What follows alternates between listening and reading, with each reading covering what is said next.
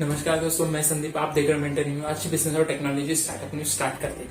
तो सबसे पहली चीज है वो है रिलायंस इंडस्ट्रीज को लेकर। रिलायंस इंडस्ट्रीज ने कहा है कि वो अपना एक सुपर ऐप लॉन्च करने वाले हैं, जो कि ऑलरेडी एक ऐप प्रेजेंट है उनका मार्केट में प्ले स्टोर या ऐप स्टोर पे। उसका नाम है माई जियो ऐप। बट ये ऐप को वो कन्वर्ट करने वाले सुपर ऐप में। अब आपको बता देगा सुपर ऐप होता क्या है। सुपर ऐप ऐसी चीज है जहां पर आपको सारी की सारी चीजें एक पॉइंट पे मिल सकती है। यानी कि सपोज करते हैं आपको पेमेंट्स करने हैं या आपको शॉपिंग करनी है, तो आप उसके लिए दो ऐप यूज करते हो। सपोज करते हैं आप अमेजोन यूज कर रहे हो शॉपिंग के लिए, पेमेंट्स के लिए आप पेटीएम यूज कर रहे हो। बट पेटीएम ने क्या दिमाग लगाया कि पेमेंट्स और शॉपिंग एक ही जगह हो, इसीलिए उन्होंने अपने ऐप के अंदर ही, जो पेमेंट ऐप है पेटीएम की, उसके अंदर ही शॉपिंग के ऑप्शंस भी डाल दिए। तो ये हो गया एक सुपर ऐप। इसी तरह रिलायंस भी अपना सुपर ऐप जल्दी लॉन्च करने वाले। बट रिलायंस अकेले नहीं है इस रेस में, और भी कंपनी है जैसे टाटा हो गए, अडानी भी अब कुछ दिन पहले इनकी रिपोर्ट आई कि ये भी अपना सुपर ऐप लॉन्च करने वाले। लेकिन रिलायंस का ये इतना जल्दी क्यों आया पता है? क्योंकि उन्होंने जस्ट डायल के बहुत सारे स्टेक्स खरीदे 3,500 करोड़ में। तो अब जस्ट डायल के साथ उनको बहुत सारे कंज्यूमर का डेटा मिल गया और वो डेटा को राइट जगह पे यूज करना चाहते हैं। इसी रीजन के साथ शायद वो मार्केट में उतर रहे, और क्योंकि उनके लिए मार्केट प्लेस तो तैयार ही है ऑलरेडी, वो जो जियो के साथ हो रहा है, इसीलिए शायद ये एक बेनिफिट उठाना चाहते हैं। तो कमेंट करके बताना कि आप पेमेंट्स और शॉपिंग दोनों अलग अलग ऐप से करना पसंद करोगे या फिर एक ही ऐप में। न्यूज भी वो है फाइनेंशियल मिनिस्ट्री को लेकर। निर्मला सीतारमण ने कहा कि मैं काफी ज्यादा डिसअपॉइंटमेंट हुई हूँ। तो जो साइट के ऊपर प्रॉब्लम आ रही इनकम टैक्स रिटर्न वाली, वो साइट बनाई गई थी इन्फोसिस के थ्रू, और गवर्नमेंट ने इन्फोसिस को 164 करोड़ रुपीस पे किए थे।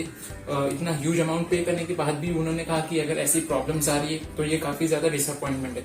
और इन्फोसिस के सीईओ ने कहा कि मैं पूरी कोशिश करूंगा कि ये प्रॉब्लम्स नहीं है करो। इसके बाद मेरी 750 बंदों की टीम लगी, तो ये दिन रात जो इसके ऊपर मेहनत कर रही है, इन ग्लिचेस या फिर जो भी प्रॉब्लम अगर होने वाली है वो आज के बाद नहीं आकर होगी। तो काफी अच्छी बात है कि इन्फोसिस के सीईओ ने एक्सेप्ट किया कि ये प्रॉब्लम हमारे साइड से थी और ये हम ठीक करके दे देंगे आपको। और उन्होंने निर्मला सीतारमण ने इनके लिए एक डेडलाइन सेट की है 15 सितंबर तक ये साइट की प्रॉब्लम सारी क्लियर हो जानी चाहिए। तो लेट्स सी कि क्या होता है इसके बाद भी, अगर साइट ग्लिच मारती या फिर मतलब जो लैग हो रहे हैं, हैंग हो रही है इन शॉर्ट, तो देखते क्या होता है। लेकिन कमेंट करके बताना कि आप जो टैक्स पे करते हो या नहीं पे करते। लेकिन उसी के साथ अगली न्यूज है वो इन्फोसिस के लिए एक अच्छी खबर है। इन्फोसिस ने पहली बार अपना $100 बिलियन मार्केट कैप का मार्क अचीव किया। ये चौथी कंपनी बनी है इंडिया में इस मार्क को अचीव करने वाली। इसके पहले अपनी रिलायंस है जो कि $180 बिलियन पर है। इसके बाद आती है टीसीएस, फिर HDFC, और अब इन्फोसिस भी इनके ग्रुप में जुड़ गया है। तो एक तरफ से इन्फोसिस के लिए एक अच्छी अचीवमेंट हो गई और एक तरह से उनके लिए एक डिसअपॉइंटमेंट बोल सकते हैं, लेकिन वो उनसे ट्राई करेंगे कि इस प्रॉब्लम को जल्दी सॉर्ट आउट कर ले।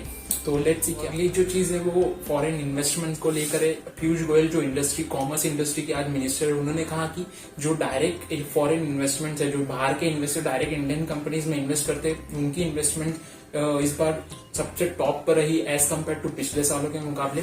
इस बार उन्होंने मई या मार्च के महीने तक ही ऑलमोस्ट $12 बिलियन की इन्वेस्टमेंट हो चुकी थी इंडियन स्टार्टअप्स और इंडियन कंपनीज के अंदर फॉरेन के थ्रू। और उन्होंने इसी के साथ कहा कि अब ये फिगर इस साल का सबसे बड़ा अचीव होने वाला है, क्योंकि $80 बिलियन तक इस साल कुछ फॉरेन इन्वेस्टमेंट्स कैलकुलेट की जा रही है कि हो सकती है। और उन्होंने इसी के साथ कहा कि जो स्टार्टअप्स है वो बहुत इंपॉर्टेंट रोल प्ले कर रहे हैं इनकी ग्रोथ में, डायरेक्ट फॉरेन इन्वेस्टमेंट्स को लेकर, और साथ ही साथ वो जॉब्स क्रिएट करने में नंबर 1 इंपॉर्टेंट रोल प्ले कर रहे हैं और करने वाले भी है।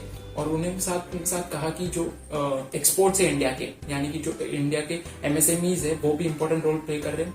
और उन्होंने टारगेट लेके चला है कि $400 बिलियन तक का हमें एक्सपोर्ट करना है नेक्स्ट ईयर तक।